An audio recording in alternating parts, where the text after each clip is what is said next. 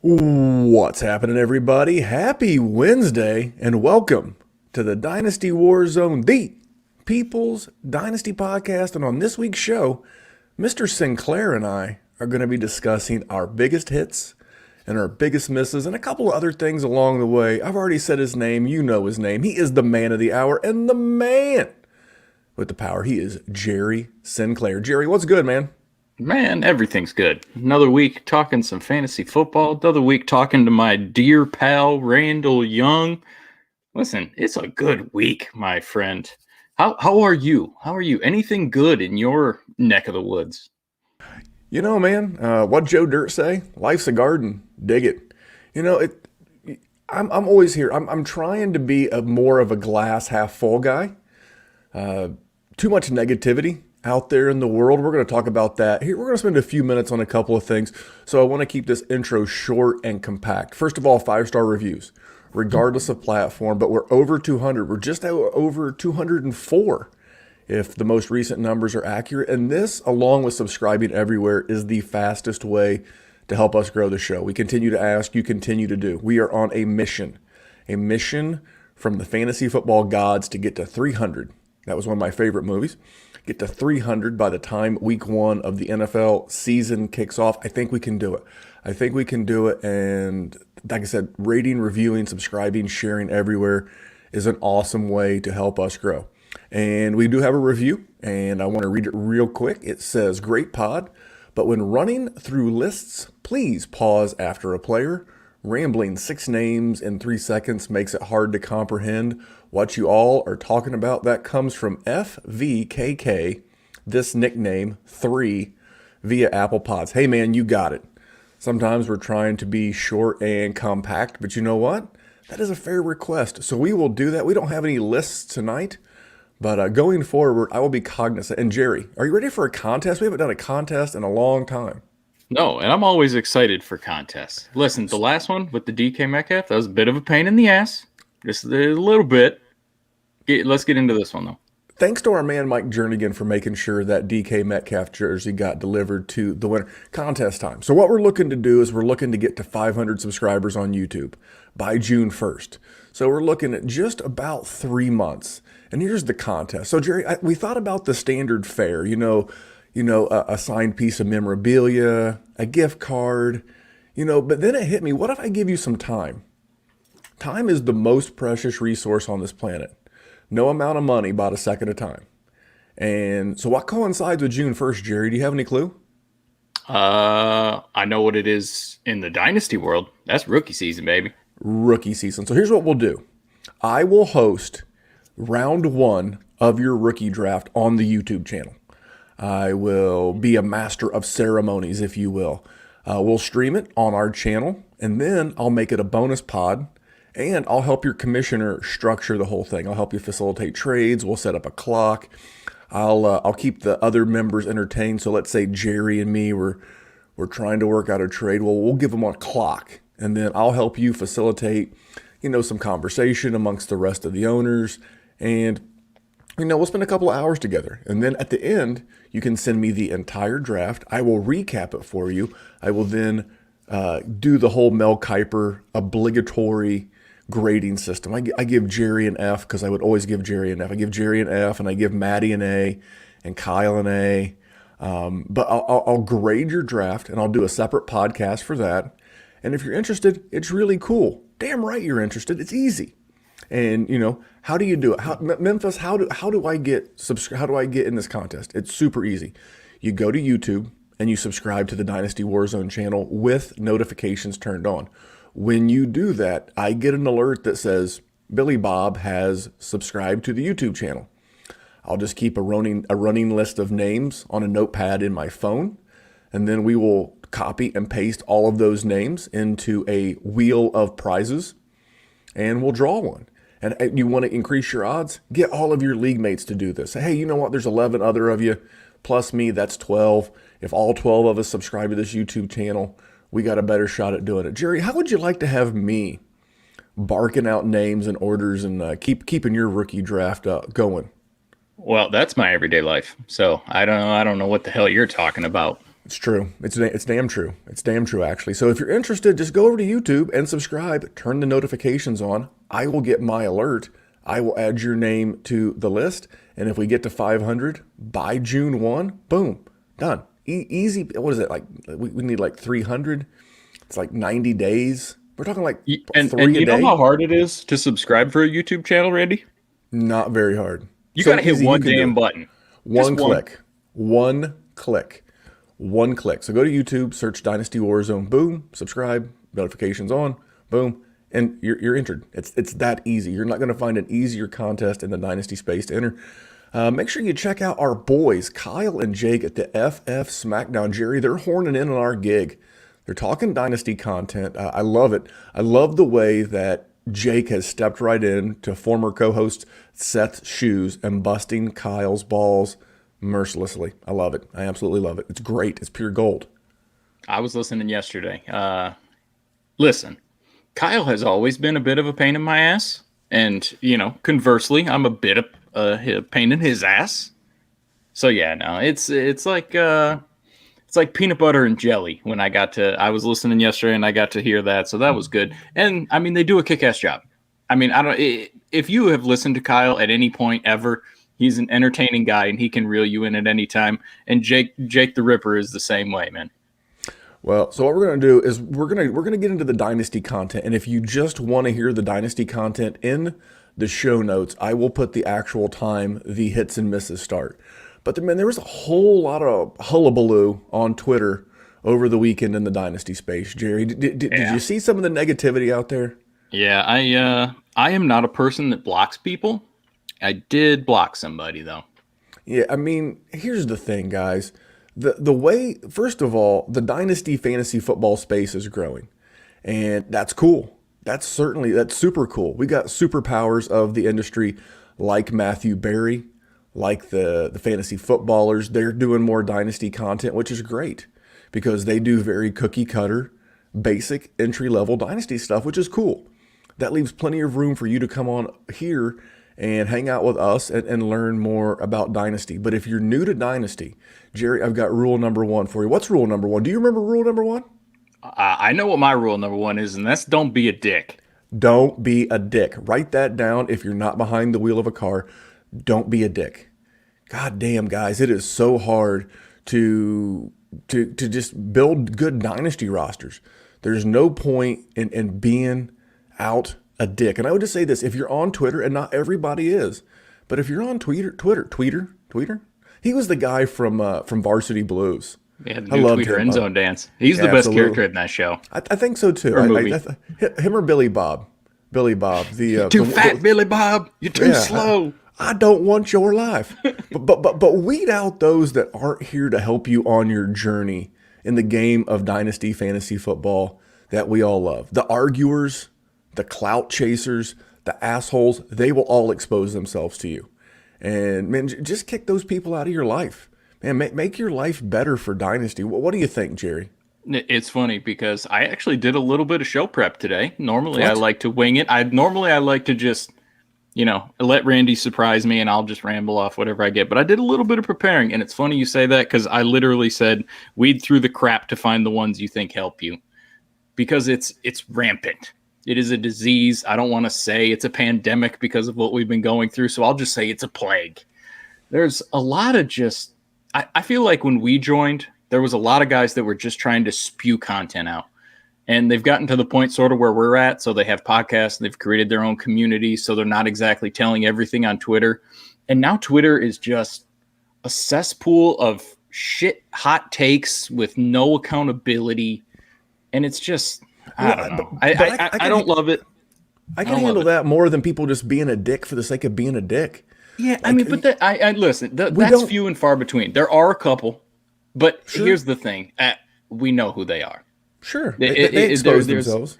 Yeah, and, we had the incident. I'm not going to name any names because, honestly, I don't really know his name. But it was a shitty situation, and he was a dirtball about it, and you just don't do that. It's just not.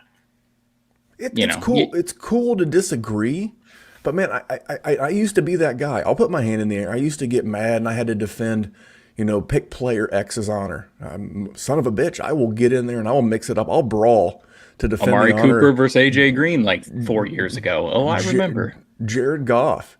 But guys, here's what I've pivoted to, and maybe this will help you. I don't pretend to have all the answers, but maybe this will help you.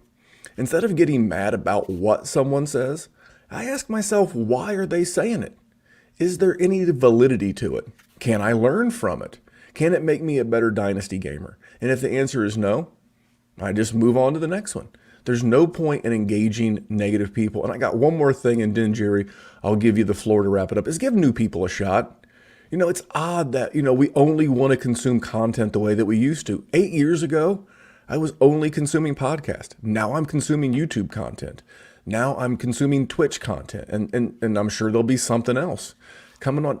And if you don't like something new, just go to your old standbys. We're always going to do a podcast. If you're not a YouTube person, cool. Thank you so much for being a podcast consumer. We love you either way. But the network thing is here to stay. And it's allowed us to hang out with really awesome people like Tyler, like Lou, Dallas, Kyle and Jake, Dr. Kyle. Man, give them a chance. And if you're listening to a network, like I think the first one I remember doing it was the DTC. They started bringing on, the Dynasty Dads and some other guys. And I know the Roto Underworld has done this. Colin Cowherd of Fox Sports Radio does this. I subscribe to a lot of quote-unquote networks. It's really simple. The shows that I like, I listen to. The ones that I don't, I just swipe left and delete out of my podcast player. It's not that hard. But never once have I thought about kicking, Colin Cowherd or Roto Underworld or the DTC. I never thought of once about kicking them in the junk because they added more content for free that just wasn't my cup of tea. And that's happened to us, man. We added the gambling stuff. Not everybody likes it.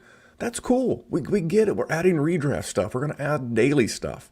If you don't dig it and you're just here for Dynasty every Wednesday, baby, 32 months in a row, every Wednesday for 32 months in a row, Jerry and I have brought you Dynasty goodness, and we will continue to do that. So, every Wednesday you're going to get Dynasty content, and anything else that happens to pop up, if the show title does not appeal to you, swipe left. Swipe left, delete it out of your queue, and keep on going. But I would appreciate you not putting us in a hammer lock and punching us in the neck for trying to bring you more good content with more good people. Jerry, anything before we actually get into some Dynasty goodness? I got a soft neck, so I hope nobody punches me anywhere, really. But that beard stubble will protect you. Yeah, right. Listen, I'm with you. There's a lot of shows that I subscribe to, and a lot of different podcasts that I listen to. If I see ones I don't like, I'd be done with it. You know what I mean? Like I don't need to hate on the rest of it. I can tell, Randy, you worked in the service industry before, because you're not a person that is going to be bitching and moaning about nonsense, because that's nonsense. Who really gets upset about more content? I don't know. And for the people, I know it's taken a little bit to get into the Dynasty today. We have to do this every once in a while. I mean, these are important things that we have to do for us to be able to sit here and talk to you every single week.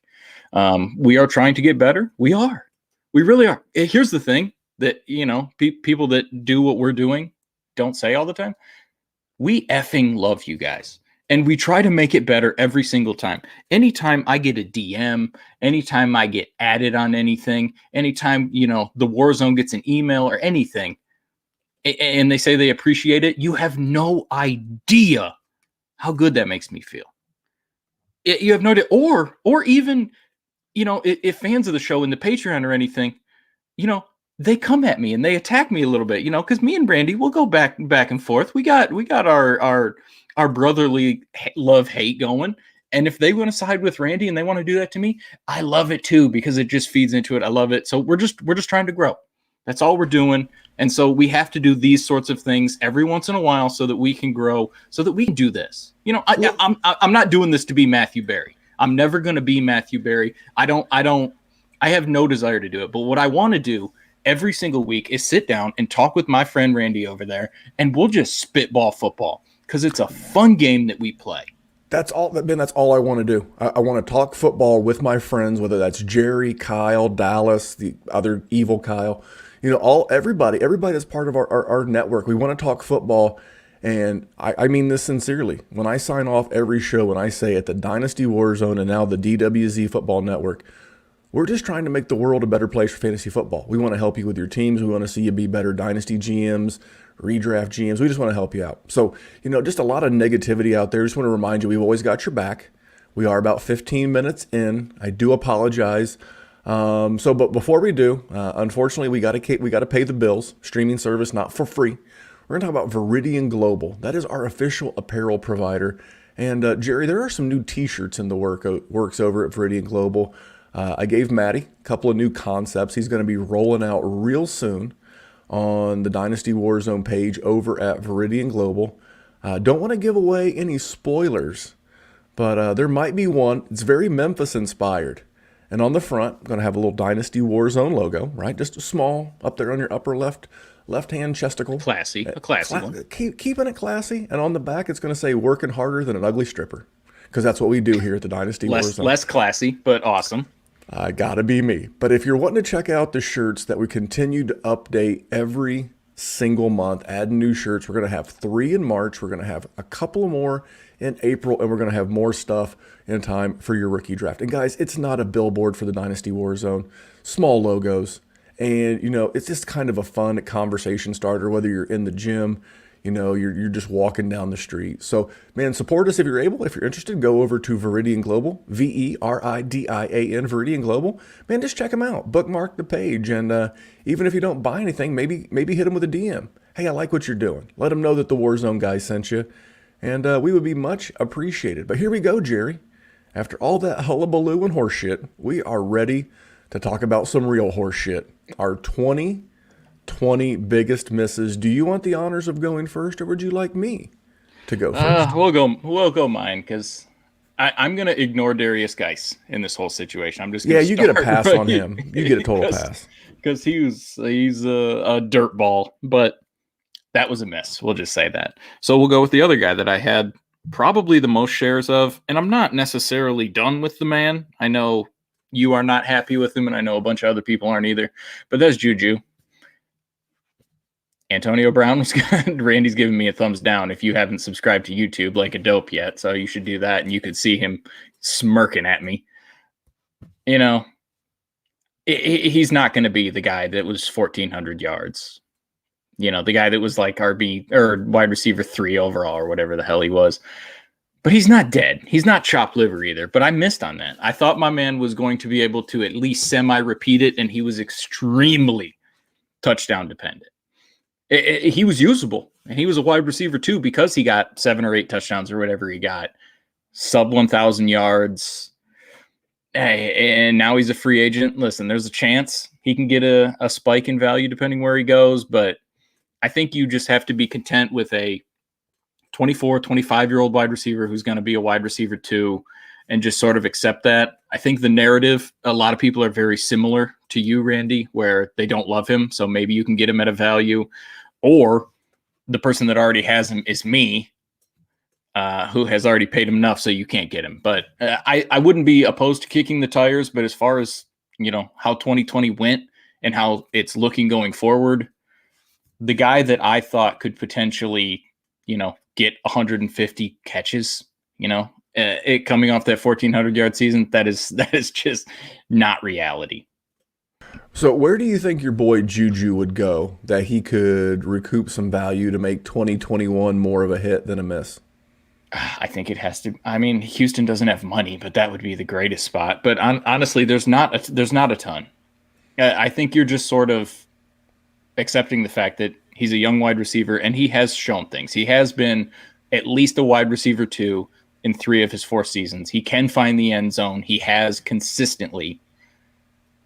It's just, you have to understand that the upside that you once thought you were getting with a 22-year-old is just not there. You want to hear something crazy where I think that Juju can flourish? First of all, Juju needs a little bit more of this in his game. I don't know. You going to ask him because he didn't finish the game. Ice up, son. Ice up. Juju needs to ice up a little bit, in the immortal words of Steve Smith. But I think if he went to Miami, you got the big body clasher on the outside in Devontae Parker. man, he's a guy that I'm looking to unload. We'll talk about him another time. Yeah. But, I really watch Tua, and I see like a guy who likes to funnel the ball to the middle of the field. That's why I like Mike Gesicki so much. And Juju is a natural in that slot. And maybe Miami can save some of that draft capital to continue to improve their offensive line. But if they don't want to draft a wide receiver at 3, maybe if they can't trade back from 3, maybe they draft a Penei Sewell at that that tackle position. Hopefully they do that. And that's the move I would make if I had a young quarterback. I watched Andrew Luck try to make chicken salad out of chicken shit behind a horrible offensive line for years. And he was a generational quarterback that literally had years taken off of his career due to a poor offensive line.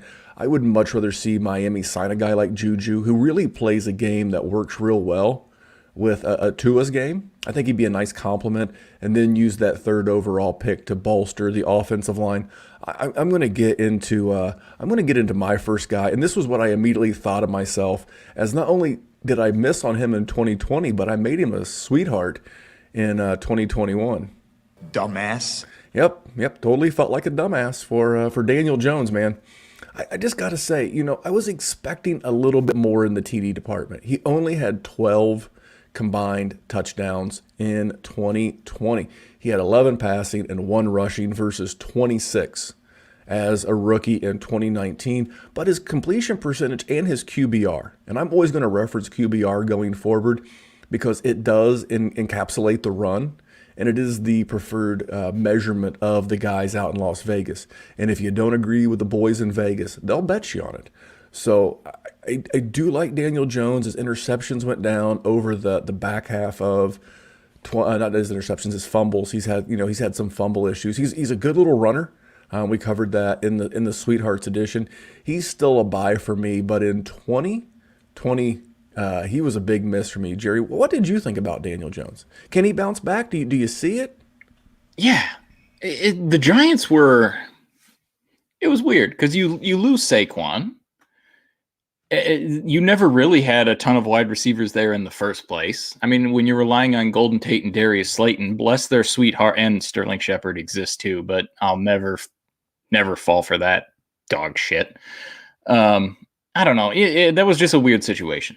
They need somebody else there. They need a dog. They need an alpha. They need somebody that, so he doesn't have to. Robinson. Yeah, perfect. Anybody.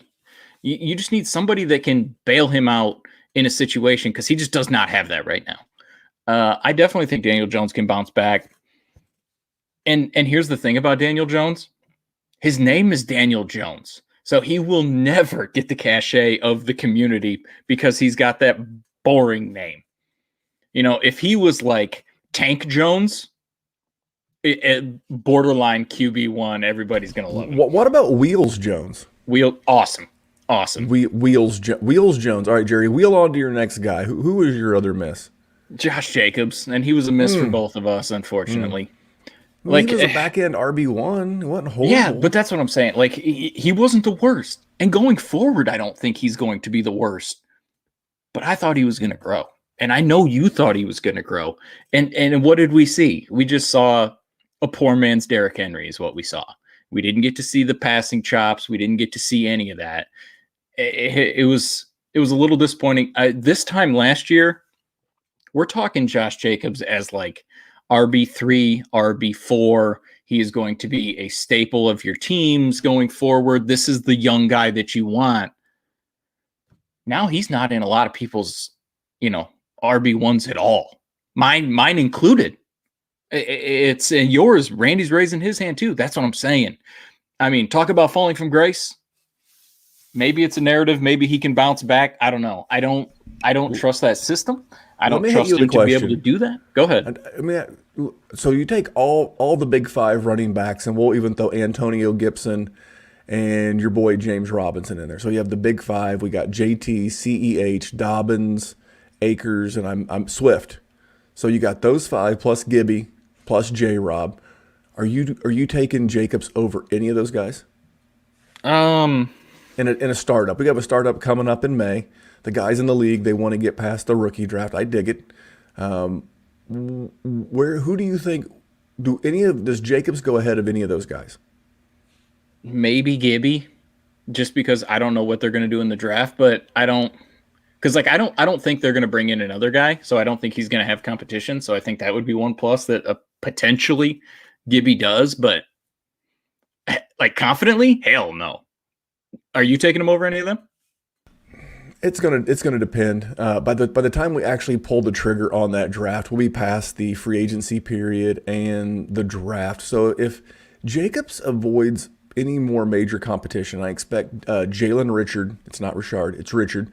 I expect him to be back. But Devonta Booker's a free agent. I don't think he'll be back. So I do think that if he can dodge a couple of like pass catchers, maybe he can get more involved. But that's the thing. He had the touchdowns. He had double-digit touchdowns. He had, good rushing. His rushing yards per attempt were down by almost a full yard, 0.9 yards. But I do think he can come back because he was carried by touchdown numbers last year. And I do think the Oakland offense will be better. So, but speaking of running backs, here was the guy that I missed on. I thought the heavy workload in 2019 was going to take its toll on Derrick Henry, and all Derrick Henry was giving me a big FU. And all he did was play all 16 games, set career highs in regular season rush attempts with 378, had over 2,000 yards rushing, and 17 touchdowns. I'm looking at my show sheet, Jerry. I wrote a large oof. Dude, this man is incredible. I will not own or have any Derrick Henry shares in Dynasty. Going in, I mean, eventually the law of the usage is going to catch up with him. But you know what? I hate this term. It's way overused. He's just different. Most of the time that's a load of horse shit. But in the case of Derrick Henry, that is true. Was he 6'2", 200 and the dude really is just built 235 pounds of twisted steel and sex appeal. I mean, he's Derrick Henry, baby. So I will have Derrick Henry in some best ball. I will have Derrick Henry in some redraft. But going into year 6, with almost 700 touches, actually over 700 touches the last 2 years. But remember the move for last week. A lot of people expect you to be moving Derrick Henry, so you don't even put him on the block. As a matter of fact, you tell him to stay the hell away. Don't even look at Derrick Henry. Be like Allen in The Hangover. Don't look at him. Don't even look at him. Don't even think about looking at him. He's not for sale. And then try to move that guy in the late summer. So Jerry, who was another guy that you missed on? We missed on a couple of running backs there. Who you got next? I'm just going to talk about one that I already mentioned, Antonio Gibson. I was not in. The damn rushing carries in college got me. I took it hook, line, and sinker like a dope. Dude was good. I mean, what can you say? That was a bad team. I know they made the playoffs, but that was Fugazi. That wasn't real. It's pronounced Fugazi, and it was real. That's a real team that needs a real quarterback, but this is a Gibby conversation. Keep going. He did everything you wanted to see. And the draft capital was not that bad. The dude was a good pass catcher. Dude could score. Dude could rush. Dude looked good. I don't know what to say. There are times when you must admit that you are wrong, and I sit here amongst you all humbly apologizing, especially to Antonio Gibson, because that, my friend, was a miss. Yeah, I'm going to give you a pass, though, because I think in fairness, somewhere between the narrative of, well, he only had 37 rush attempts in college, and where people were propping him up after Adrian Peterson got traded to the Lions, somewhere in the middle was probably the right mindset going into the season. But for those that gamble, this is the thing. This is how you make exponential growth in your dynasty portfolio, is you gamble on guys, and when you hit big. That's why when we do shows, we'll do one later in the off season, guys that we think will double their dynasty trade calculator value. Last year, one of my big hits was Terry McLaurin there. He went from like a 20 in their calculator to like 37. That's a huge increase in value. So you do have to gamble sometimes. So the guy that I love and I've built a lot of rosters with, and I was a big miss on in this past season, was Cooper Kupp. And I love me Cooper Kupp. Yep. I could not love Cooper Kupp more if his last name was Young. If his name was Cooper Young, I couldn't love him more than I love him now. but he was wide receiver 26 last year. That's a wide receiver 3 in full PPR. In fairness, he did only play 15 games, still managed 92 catches for just under a tick under 1,000 yards. I mean, I think it's pretty fair to say he gets that 1,000-yard season if he plays the final game. He had a knee issue going into the playoffs, but my man had major TD regression. And this is the classic case of being, Juju is another one. You mentioned Juju earlier. You know, that magical season where he had all those touchdowns along with 1,400 yards. You know, Cooper Kupp had 10 TDs in 2019 versus 3, if you're watching live on YouTube, 3 in 2020. Now, had he had 10, had he, held on to the 10 touchdowns, he would have been wide receiver 11. So is he really the wide receiver 26 or is he the wide receiver 11? He's probably around 18.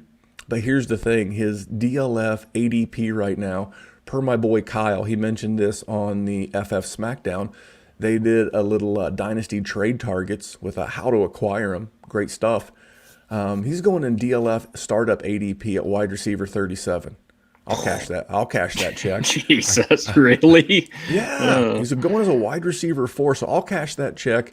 I'll admit that I was a little too high on Cooper Kupp coming off of his wide receiver 4 season in 2019, but he did get a QB upgrade, and this is still a good offense. So I was wrong in 2020, but I think there's some positive regression, aka progression. When you hear the term positive regression, we can save 2 words and a couple of extra syllables by just saying he's going to progress. He's going to progress from where he was to where he's going. Jerry, give me one more. We got a couple more left. I'm going to just say Herbie. Because Herb? Yeah, we're going to talk about him again later. Yeah, that's why I'm just going to say that. I didn't think he was going to be a crumb bum or a shoe clerk. I thought he landed in a good spot. He was going to have a lot of talent. You know, we're both big Keenan Allen guys. Austin Eckler makes it easy. Hunter Henry was there. Mike Williams. But I didn't think he was going to do what he did so quickly. That's the thing. I don't know. I mean, anyone that is, in the area I am, all they wanted was the Lions to take Tua. They took a corner, which of course the Lions took a corner. But now everybody's talking about how they missed on Justin Herbert when not a single MFer out there was talking about them taking Justin Herbert. But now that he was the one that hit, but I was like them, so I can't judge because I thought he was going to be just a dude. I thought he was, better than Mitchell Trubisky, maybe like a Kirk Cousins type, a golf like a golf. Yep, exactly, wins type. Exactly. All right. Well, it's cool that it's cool that you were wrong. Yeah. Yes. But I was so wrong. I'm not trying to one up you. But I think I was even more wrong on Darren Waller. Darren Waller was the tight end that I was wrong on. Hey, listen, I was casting that man off as well. I thought, man, Darren Waller, there's no way, he can do better than that season. You look at the RotoViz game splits with, Hunter Renfrow in the lineup versus Hunter Renfrow not in the lineup. And then we're going to add Bryan Edwards and we're going to add Henry Ruggs. And, he couldn't do that. Nope. You know what? He couldn't repeat because what he was going to do is he was going to repeat plus. He had another 1,100-yard season, actually almost 1,200 yards, which was a career high. Had a career high 107 catches and 9 tutties. And that was just a game against the Jets. Ha-ha, hey-oh, ha. Actually, I think the Jets were about literally like 20% of his season stats, but it all counts the same. And he's a top 3 tight end. He has supplanted Ertz. He has supplanted Mark Andrews in my tight end 3 conversation. He's going to get the volume. Derek Carr is a good quarterback. He's got a little chicken shit in him, which means he's not going to throw a lot of 50-50 balls. He's going to take the safer throw, and it's going to be to Darren Waller. So that was a big swing and a miss. I do still expect those numbers to regress a little bit. I think they have to, but that's okay. I couldn't be more wrong than I was on Darren Waller. Jerry, I got one left, but I think you do too. Yeah. So mine was a guy, it was a rookie this past season. I didn't exactly love him, but I definitely thought he was going to do better than he did. I had a tweet, one of those ones where it's like, who's going to have their first 1,000-yard season? And I named 5 guys. And 4 of them, which we're going to talk about later, all had their first 5,000, or yikes, that would be awesome. First 1,000-yard season. The one that didn't, Jalen Reagor, Philadelphia Eagles. It was embarrassing. I get that he was a talented guy and he was a fun prospect and everything, and he went early and he went before a lot of people that did very well. But it was bad. I wasn't flush with him. Yeah, I wasn't flush with shares of Jalen Reagor, but to say I thought that was going to happen, Randy, that was bad. So, I mean, I don't know. I don't feel like you were a huge Reagor guy. I was pro Reagor. I'm friends with Ray Garvin. Ray is a great dude. Ooh, yeah, loved him. Ray loved him as well. That doesn't mean that he still can't have use on your dynasty roster. If he's going to, they need him to. They're a team that is tragically over the cap. They're going to have a young guy at the quarterback position, whether that's Jalen Hurts or whether they draft somebody. We'll know that. But this is a team that passed the ball the 5th most times in the NFL last year, and I really don't know where all those targets went. How could you not get Jalen Reagor more involved? The one thing that I'm going to give Reagor is that not everybody is the guy that I missed on. And the guy that I missed on, Jerry, was Justin Jefferson. Yeah. I was like, man, he's just a slot guy. You know, I thought it was blasphemy that they compared him to Reggie Wayne of my Indianapolis Colts. It's like, man, that's some bullshit. You know what? I was dead ass wrong. All the guy did was have 88 catches for 140. How about 10 times that? How about 1,400 receiving yards and 7 TDs as a rookie? Man, that's a big swing and a miss. And what does 2021 look like? I really don't know. I mean, obviously he's going to work on his craft and he's going to get better. Could they cut Adam Thielen? I mean, they got some cap issues of their own, and Adam Thielen makes a lot of money and not much of it's guaranteed. I think good friend of the show and Minnesota resident Dan Williamson at Overhyped Sleeper on Twitter, he thinks Thielen's more of the restructure kind of guy so they can keep him around. I've seen some mocks where they've taken Jalen Waddle of Alabama. I think that would hurt. So I don't know. I know that I was dead wrong on him. So, Jerry, here's what I'm going to do. Here's what we got to do for all these guys going forward. You ready? Yep. Playing with my fucking name. I'll drill y'all. Stop playing with my name. Stop playing with my name. I ain't going to say it no more. Put some respect on my name. You understand me? When y'all saying my name, put some respect on it. So, Jerry, when we utter the names of these guys that we miss going forward, we must put some respect on their names. They made us look like boobs. Now, we're going to get to some guys that made us look like geniuses. But before we do, I'm going to call timeout number 2, and I'm going to talk about the Patreon. Patreon.com/Dynasty WarZone. We've ushered in 3 new members just in the past couple of days. Another Aussie, another guy from the East Coast. And man, this is our community. Jerry talked about it. A lot of people are not talking Dynasty Fantasy Football on Twitter the way that it was when Jerry and I were first coming up in Dynasty and talking with people. Now it's a lot more about how many followers do you have? Can I yell at you? Can I insult your physical appearance? You know, here's the thing. I can still insult Jerry's physical appearance, but he knows I do it out of a position of love. And if you follow Randy on Instagram, you know he would whoop my ass. I most certainly would not, because I love you. But man, over at the Dynasty Warzone Patreon, man, that's the group chat's the thing. Like literally 100 messages a day. And I'm in there, Jerry's in there, all of the other hosts are in there. We're growing, and the strategy. People crave strategy. I think we talk about this a lot. A lot of people, a lot of great podcasts out there can tell you who to buy and how to go get them, but they're not great at telling you how to build a roster. We have that. We have classes on, how to work on your roster. We do one-on-ones. Many a times I've used my commute on the way home to talk through issues with Patreons. It's just a place to get better. And it's not super expensive if you can go like literally a day and a half of drinking McDonald's coffee, which I still stand by is damn good coffee. I agree. And can forego the Starbucks for a couple of days.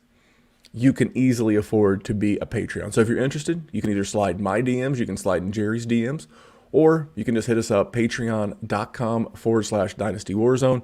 We'd love to tell you all about it. And if you get signed up, we'll get you in the group chat. We'll get you into the archives of the podcast, and we'll keep you rolling. So here we go, Jerry. We've taken our lumps. We've taken our kicks right square in the junk. But we had some success too. I think it's fair to say. I want to talk about a guy that you've already mentioned, but what the hell, man? Let's talk about Justin Herbert. Big fan. I had him as my QB2. At one point, I had him as my QB1. I got a little shit in my neck, and I peeled back. I let the pressure of the dynasty world. I let him pull me down. But here's the thing: we can't always focus on college pedigree. That's kind of a Devy thing. And if you think about just the league in general, who are the big college quarterbacks setting the league on fire? I mean, Baker took a step forward. He went to Oklahoma. Kyler Murray had some progress. We're all banking on Trevor being great out of Clemson. But, dude, these guys don't always come from Alabama or Georgia or Clemson. Sometimes they come from Oregon. And sometimes they come from Wyoming, like Josh Allen, or Texas Tech, like Patrick Mahomes.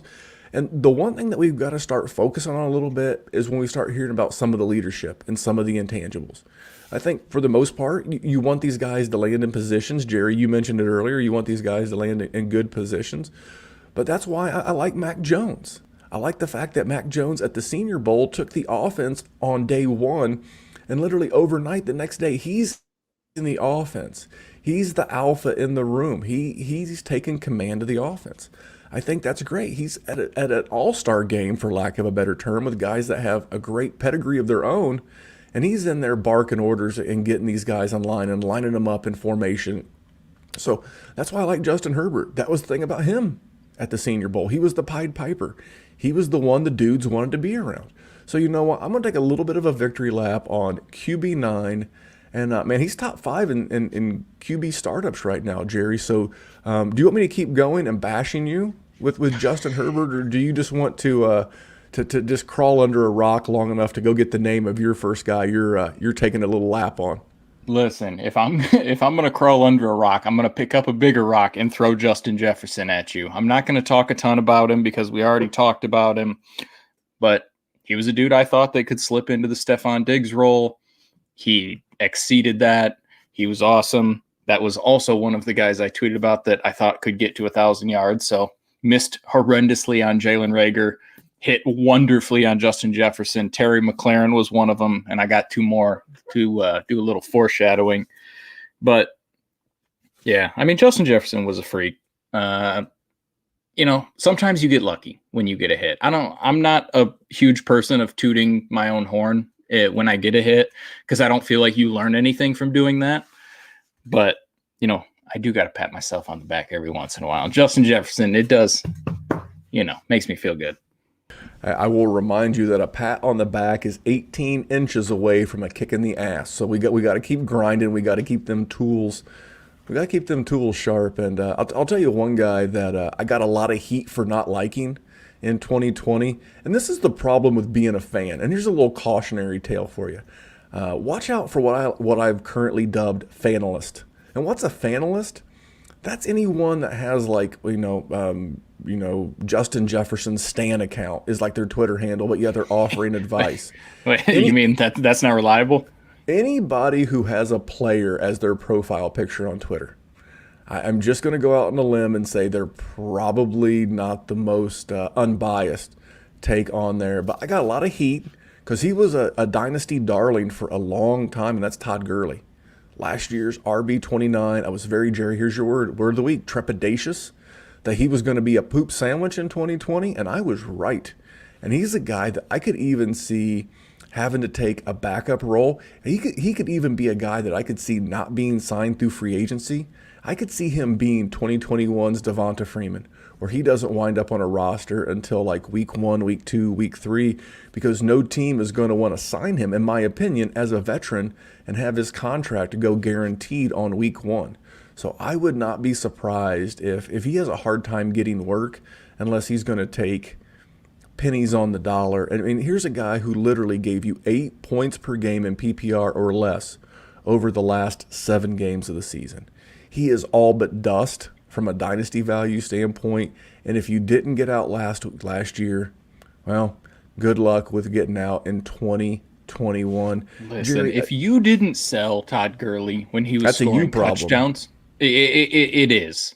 Like you had to, if you watched Todd Gurley play, he was getting fantasy points that first month of the season because he was getting 2 touchdowns a game. But if you watched him, he looked done. It was bad. So you definitely missed an opportunity, and now you are sitting with a dead asset. I am going to, this is a hit for both of us because there was multiple times in the offseason when we talked about this person, about how we didn't like any part of him. And that's Christian Kirk. That man was supposed to be the next coming. He was going to be the next guy that takes that step. He was going to be, there was times when people were talking about him being better than Terry McLaurin. Man, you better put some damn respect on Terry's name, man. Listen, this man came out here, Christian Kirk that is, and did nothing. He scored 0 touchdowns in the last 7 games. And now he did have 5 touchdowns in a 3-game stretch. And then was ass.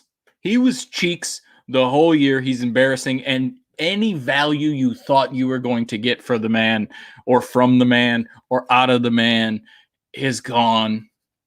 He's a hair better of an asset than Todd Gurley, but I'm good on Christian Kirk. And luckily I don't have shares of Christian Kirk because the writing was on the wall.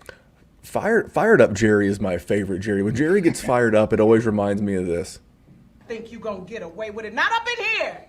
Not up in here! That is Jerry when he gets fired up, man. And Christian Kirk, I mean, if you can get a popcorn fart for him, like a third or a fourth, take it. I've said this before. This is one of those things that I'm reading between the lines. The NCAA is giving us 20 to 25 really talented wide receivers every year. So he came in at 2018? So we've had the class of 2019. We've had the class of 2020. We're getting ready to bring in the class of 2021. That's 60-ish wide receivers that have come in. It's only a matter of time before they realize this guy is not the guy. You're hoping he's Marvin Jones. And they might even bring in somebody like Marvin Jones, and that would just be brutal for him. I mean, if he was ever going to make it happen, it's this year. This is his contract year because he's going into year 4. And if you told me a year from now we're trying to figure out where he's going to go, he's basically a step above John Ross. And I always liked John Ross, but that's too bad. All right, my next guy, Stefon Diggs. I could be a little indignant, if you might say, a little indignant about Stefon Diggs. He was a guy that I went out and bought everywhere, brought me many a championship. I went and got Stefon Diggs in so many leagues, and I just bought into that narrative. I'm like, he's called a diva, but I'm like, why would you trade a first to bring a guy who was unhappy with his target workload in Minnesota into Buffalo if you didn't have a plan to feed him the ball? And feed him the ball they did. Led the league in receiving yards, over 1,500 receiving yards, 127 catches, and room to grow. He has room to grow his 8 TDs in 2020. Wide receiver 3 on the season in PPR. And yeah, I know that there's a lot of excitement around Gabriel Davis out there, and I think you should. I think you should kick the tires on some cheap Gabriel Davis. But this is a great opportunity if you're not a contender in 2021 to literally get out of the Stefon Diggs business. He's 27. He's perfect. He's going to have another peak year or 2. But man, if you don't see your squad in the ship this year, you might as well just maximize the value, cash him out. But I'm glad that I had him, and I'm a big fan of Stefon Diggs. I'm a big fan of Josh Allen. I love the 1-2 punch. I love their relationship. Like whenever you see him on TV, there seems to be genuine chemistry and fun between Josh Allen and Stefon Diggs. One of my bigger successes in 2020. Jerry, what did you think about Diggs going into the season? Such a startup value steal last year, and a redraft steal. He was going in like the 5th round of redraft leagues. One of my most popular tweets was something along the lines of Stefon Diggs is the easiest 5th round pick that has ever existed. And he was awesome. Josh Allen grew almost certainly in a major part because of Stefon Diggs being there. He was awesome. I'm going to just keep the wide receiver train going. I mean, a lot of guys hit on this guy. So I'm just going to say him because he needs to be said. It's DK Metcalf. Dude went from 900 yards to 1,400 yards, growing to be, potentially even better than that. He's in a good system. You assume that they're not going to be stupid enough to get rid of Russell Wilson, but, I guess. I just think DK is going to be there. He's going to be good. The dude is a cyborg. I say that about every Australian that I've ever interacted with because they're always cyborgs. They're just to say someone like Derrick Henry is built different. Australians are built different. DK Metcalf is just built different. But like I said, I mean, a lot of people saw that come. Yeah, he's a freak. Yeah, a lot of people saw it coming, so I'm not going to talk about it. A lot of people have him. Go ahead, shoot. Okay, let me ask you a question. I didn't mean to cut you off, but are you a little concerned about like the last maybe 3 to 5 games of the season? I don't want to say it felt like the league figured him out because he did have a couple of games against Jalen Ramsey, and Jalen Ramsey was getting his rocks off, going up against one-on-one against DK and letting DK know it. So I take that with a grain of salt. I guess it's a good thing that Jalen Ramsey is not a pandemic in the league. There's not a lot of guys that are like him. So does it worry me that he's not going to get 90 yards and like 5 touchdowns like he started the first 5 games? No, it doesn't. I still think this is a perennial 1,200 yard guy. And at that stage for the next, 4 or 5 years. And I usually don't like to look that far into Dynasty, but I think it's pretty safe to suggest that that's what we're going to see out of this guy. That puts him in the top, 3-4 Dynasty wide receivers pretty firmly for me. So do I think he's going to be Calvin Johnson? Probably not. But Calvin Johnson, he was Calvin Johnson. If he's even a slightly below Andre Johnson type of guy, that still makes him a legend. So I am all about it. I was going to say, Jerry, you know a lot about Johnsons, so I was going to ask you about Andre Johnson. I love it. I mean, here's the thing. Even if the touchdowns come down a hair, which is totally, possible. Exactly. It should. We saw the Juju. We talked about Juju earlier. We talked about Cooper Kupp. Touchdowns are not guaranteed to be repetitive year after year. But this guy could still, get a 15, 20% uptick in volume. It's not like he was a volume beast in the Seattle offense. So I don't hate that one.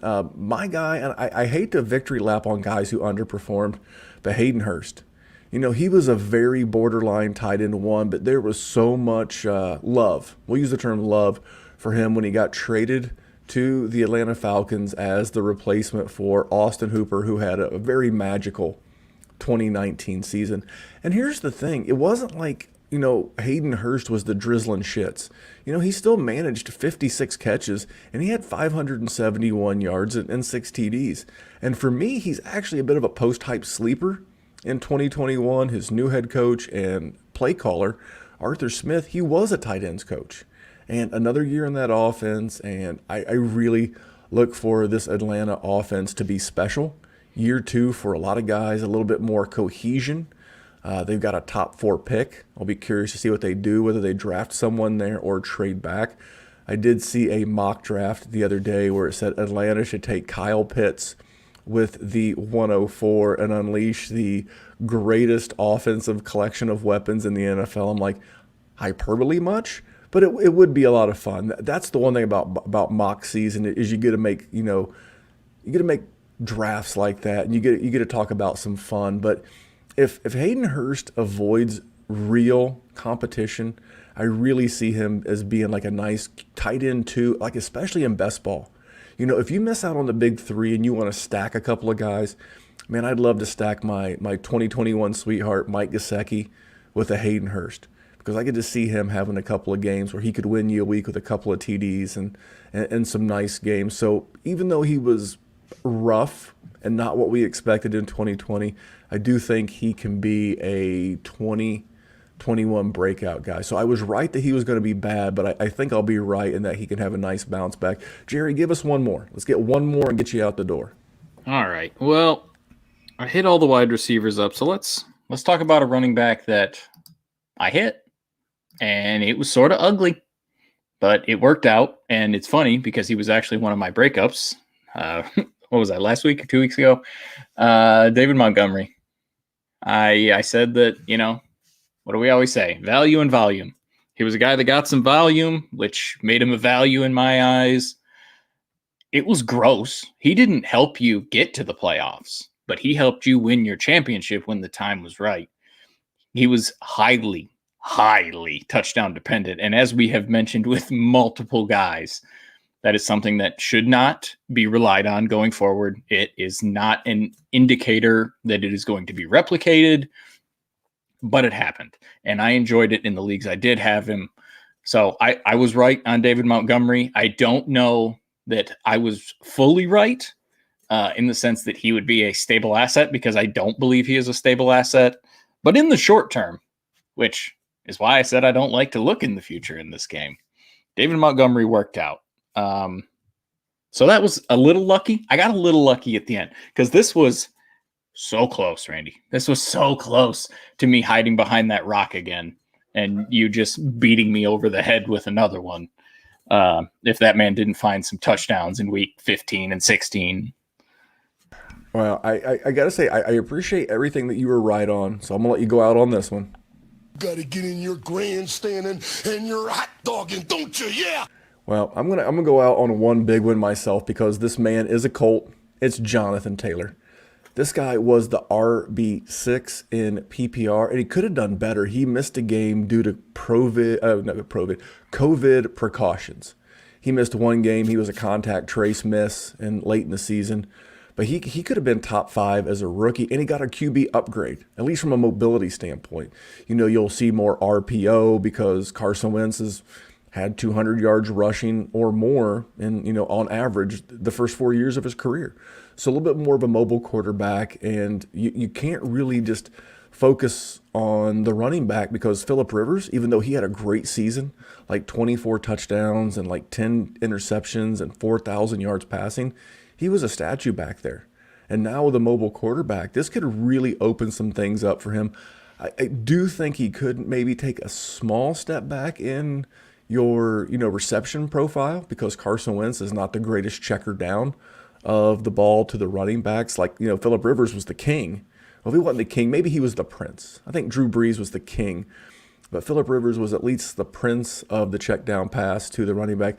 And he was a guy that if you listen to this very show, right around the middle of the season, Jerry, what did we tell everybody to do with Jonathan Taylor? This was probably our best victory lap combined. We told him to relax. Take a break. Just take a deep breath. And you know what? You heard this on this show 2 years ago about Miles Sanders.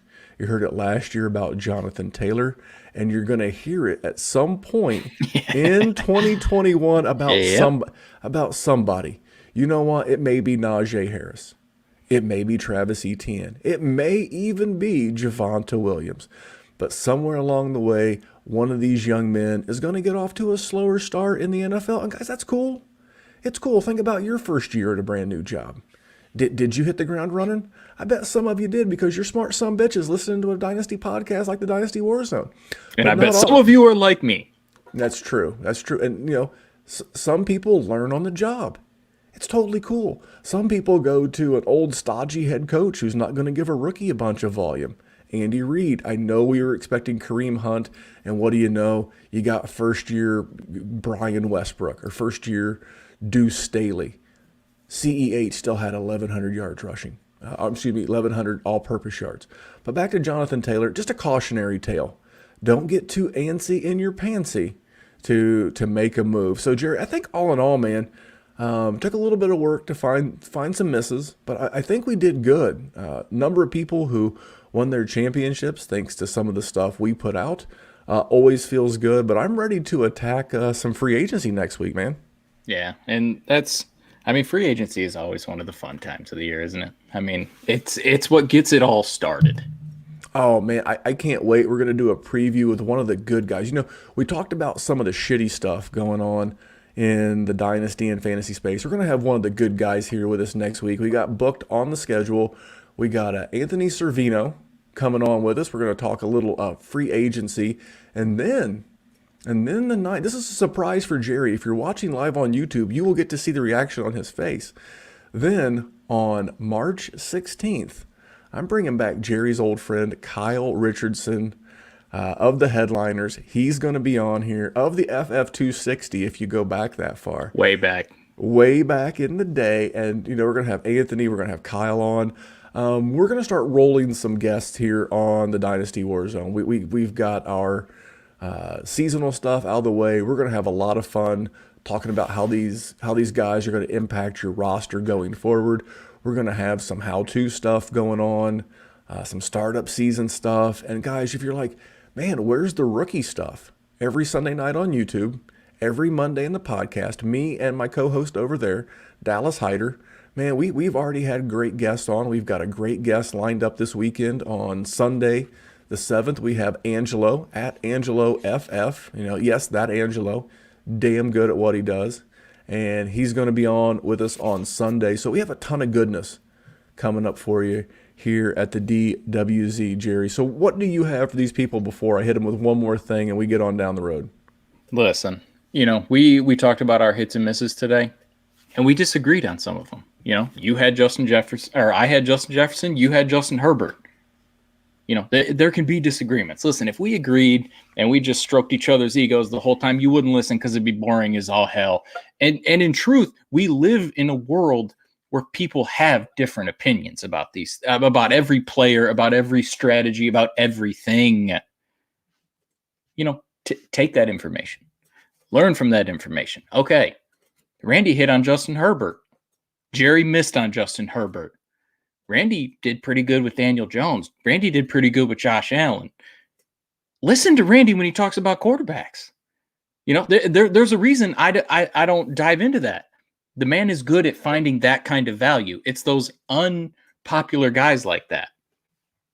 And then like Justin Jefferson. I mean, I just thought he was going to slip into that Stephon Diggs role. But that's what I'm saying. There's always going to be that. You need to absorb as much information, and you need to learn from it. And the thing that I see the biggest problem with Dynasty players now and content creators now is they don't reflect on the past. You don't see, mock drafts from the 2019 rookie class. When was the last podcast you saw on a mock draft for the 2019 rookie class, Randy? 2019, probably. Well, we did one where we mixed in some 2019 guys. Yeah, we tried to look back. It's never, learning from the mistakes you get. It's always just, and here's the thing, we haven't done tons of rookie stuff. That's not what we are. I mean, of course, but you have to talk rookie stuff because it is a part of the game, but it's not the biggest part of the game. It's the most fun part of this game. I will not argue that. The ability to construct a roster that is stable is in general not built on rookies. And that is why we sit here and that is why we talk. Because we want to explore that. So just absorb as much information as you can. I like to go on these little rants at the end. It's like the Jerry Springer. I can't think of what he says at the end, but it's like, Jerry's talk or whatever the hell it is. It's, just absorb as much information as you can. Learn from the mistakes people make and why they make them and exploit them. Learn from them, adapt from them. This game will continue to change forever. It will never become stagnant. You need to always be growing. You need to always be learning. You need to always be adjusting. And that's what comes to absorbing. That comes to your own teams. That comes from everything. If you are not on the edge, you are falling off of it. I'm going to start a little segment at the end of every podcast called Jive Talk with Jerry. I love it. I love it. I love a fired up Jerry. Now, I would have sworn this quote was like, David Allen Coe or Hank Williams Jr., but actually it was Socrates. And Socrates said, I cannot teach anybody anything. I can only make them think. That's what we want to do. We want you to think about your dynasty rosters. We want you to think about player value. We want you to think about how to be better dynasty GMs. But speaking of being better, we'll be back here. We'll be better next week because we're going to have Anthony Sorvino on with us. We're going to be looking at free agency and some potential impact on your dynasty rosters. But until next time, his name is Jerry Sinclair. You can follow him on Twitter at JerrySinDWZ, and you can follow me at DWZ Memphis. Thanks for tuning in, guys. I will rep the t-shirt on YouTube.